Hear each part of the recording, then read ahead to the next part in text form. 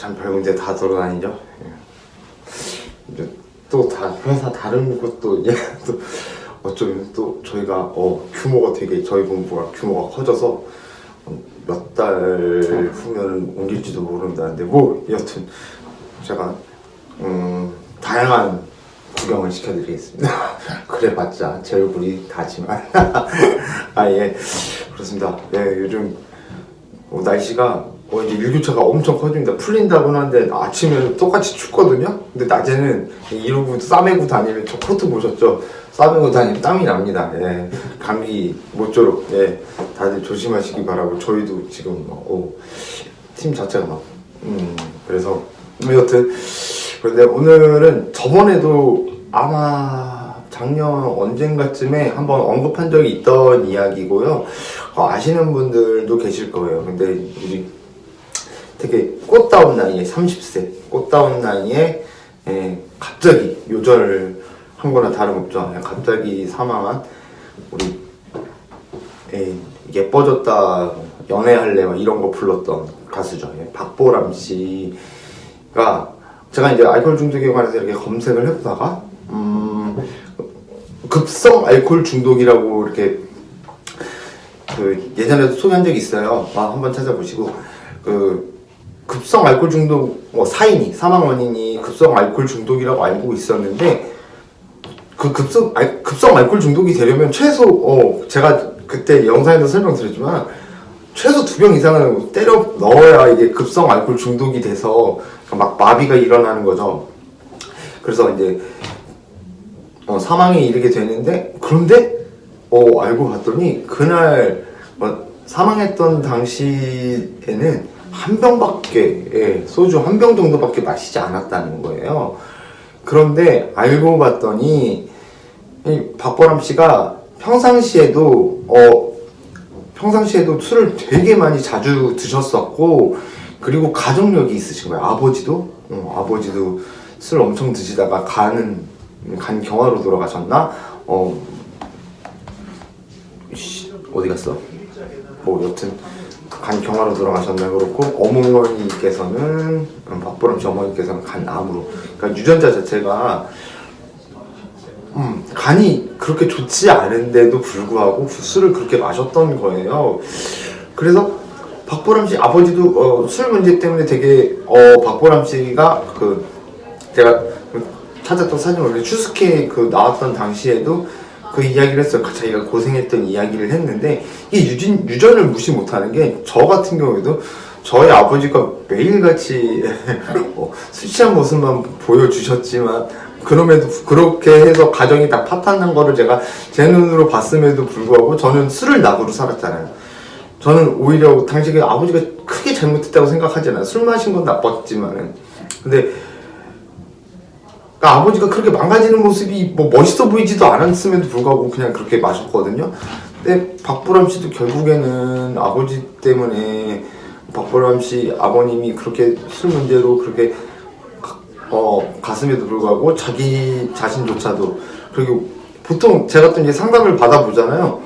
스토리가 거진 비슷해요. 저희 단톡방 분들 중에서도 그런 분들 계셔요. 다들 내 이야기인가 다 하실 거 아니에요. 다 가족력이 없는 경우가 없어. 그러니까 대부분의 질병들은 사실 유전자 구조에서 되게 많이 발병하기 때문에 가족력에 암이 있으면 암이 걸리는 거고 가족들 중에 알코올 중독이 있으면 그거 어쩔 수 없잖아요. 가족 중에 키 큰 사람 있으면 내가 키가 커서 태어나는 거고 가족 중에 잘생긴 사람들이 쭉 위에 포진돼 있으면 나도 잘생겨서 태어나는 거고 이거 어쩔 수 없는 거잖아요. 그런 걸 피할 수가 없는 거야. 그래서 30세 박보람 씨가 돌아가셨는데 그 부모님들은 또 되게 일찍 돌아가신 너무 일찍 돌아가신 거지. 근데 제가 여기서 놀라운 포인트는 사실 그날 근데 그 당시에 사망한 날 당시에는 소주 한 병밖에 마시지 않았다는 거예요. 그럼 왜 그러느냐? 그리고 이 사람들이 이제 의사들이 이제 그걸 조사를 해봤을 거 아니에요. 연구를 해보니까는 평상시에 그러니까는 하도 술을 드셔서 그런 건지 스트레스 때문에 그런 건지 둘 다겠지만 그래서 간이 되게 안 좋아서 몸 상태가 안 좋아서 여기저기 막 아팠었대요. 그러다 보니까 컨디션이 극도로 안 좋았던 상황에서 한 병을 급하게 원샷을 하진 않았을 것 같은데 그만큼을 마셨는데도 몸이 안 좋아진 상태에서 그렇게 마시니까 그렇게 됐다는 거죠. 그래서 여러분들이 컨디션 좋을 때는 몰라도 저희 당연히 단주를 위해서 보고 계신 분들은 당연히 입에도 대면 안 되죠. 가니까. 그런데 제 구독자분들 중에는 그게 심각하게 알코올 중독 아니신 분들도 계시잖아요. 그냥 진짜 평범하신 분들도 계셔. 그러니까 특히나 몸이 안 좋을 때는 절대 술을 마시면 안 되고, 그 기사에 나온 바로는 보통 한 병 정도를 마시면은 판단력과 기억력이 저하되고, 한 병 반 정도 되면 운동 조절 능력이 상실되고 정신 활동에 문제가 생기고, 이제 2병이 넘어가면은 이제 심신을 가누기 힘든 상태가 되고, 3병이 넘어가면 심장박동 제어하는 뇌 연수 부위가 마비돼서 혼수 상태가 될 수 있대요. 그런데 소주 3병에 혼수 상태를 저는 가본 적이 없는데, 일단 여러분은 가본 적이 있으시고, 저는 급성 알코올 중독을 이해를 하는 게, 예전에 말씀드렸었어요. 그 여자애랑 단둘이 있다가 소주 2병을 한번 원샷 해보라고 해서 정말로 소주 2병을 원샷을 했더니 15분 뒤에 기절을 했거든요. 그렇게 기절도 하는데 죽지 말라는 법 없어요. 그냥 마비가 확 돼가지고 확 와가지고 진짜 죽지 말라는 법 없어요. 이거를 이해를 못 하시는 분들을 위해서 다시 설명을 해드리면은, 그 고기 있잖아요. 그 고기에다가 소주를 갖다 때려 부어 보셔요. 그 고기가 어떻게 되나? 고기가 다 야들야들해지잖아요. 여기가 다 야들야들해서 다 맛이 가는 거야. 그렇게 이해하시면 되고, 그래서 급성 알코올 중독이라고 해서, 그리고 또 포금이라고 해서 그런 게 술 단위병으로 내가 뭐 몇 병을 이상 마셔야 막 이렇게 되는구나라고 생각하는 게 아니라, 컨디션에 따라서 한 병만 마셔도 그냥 죽을 수도 있구나, 몸이 안 좋으면. 이거를 알고 계시라는 거지. 그리고 또 가족력 부분에서 또 오늘 뉴스 중에 뉴스란다. 제가 이제 검색하던 도중에 깜짝 놀랐던 게, 지금은 이제 대통령이 앉아있는 미국 전 대통령 바이든이 뭐 치매 논란이 있었고 어쩌고저쩌고 했지만, 바이든 자체는 그 생애에서 술을 거의 안 마시고 멀리한 걸로 알고 있어요. 이게 왜 그랬냐 봤더니, 바이든 가족들이 저 위서부터 바이든 자녀까지 해서 다 바글바글한 거야. 알코올 중독자들이. 바이든도 집이 막 2차 세계대전 당시에 막 떼부자가 됐다가 갑자기 무너져가지고 좌절해서 막 술만 퍼드신 할아버지인가 그분이? 할아버지인가 아버지인가가 하여튼 대대손손 알코올 중독인데, 그거에 의해서 상처받았던 바이든은 자기가 그래서 자녀를 양육할 때 당시에도 술을 멀리하라고 이렇게 교육을 했대요. 자기는 그거에 너무 상처를 받아서. 근데 안타까운 거는 그렇게 교육을 받은 자녀들조차도, 자녀 중에 몇 명은 이미 알코올 중독에 빠져서. 근데 묘하게도 그 바이든의 그 이모분이신가? 이모 되시는 분인가? 이모부인가? 다 기억은 안 나는데, 잠깐만, 한번 볼게요. 이모부네.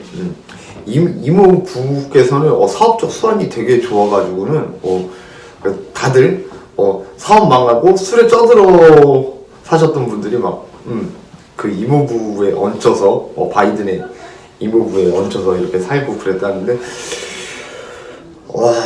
사실 그러니까 그렇게 사업적으로 이렇게 집안을 버텨준 사람이 있으니까 바이든의 집안은 망하지 않고 바이든도 그런 위치까지 올라갈 수 있었던 거지. 어떻게 보면 제가 바이든은 정치적인 견해 쪽이나 뭐 그런 걸로 굳이 제가 뭐 그런 그 사람에 대해서 판단하지 않더라도, 그런 부분들을, 그런 가족력 부분부터 해서 어린 시절의 상처들을 이겨내고 그런 위치까지 올라갔다라는 건 정말 대단한 거죠. 그리고 사실상 자기가 아무리 술에 대해서 경각심을 가지고 있다고 해도, 아시잖아요. 아무리 내 아빠가, 내 엄마가 술을 그렇게 퍼마셔서 막 가는 걸 봤다고 해도, 어린 시절에 그걸 본 친구들은 재밌는 게, 폭력도 내가 싫었어도 물려봤잖아요. 내가 어느 순간인가 보면 그 폭력을 행사하고 있잖아요. 알코올 중독도 마찬가지고, 술 버릇도 마찬가지고 그렇게 하고 있는데, 바이든은 그런 부분에서 정말 대단한 사람인 거죠. 그래서 이게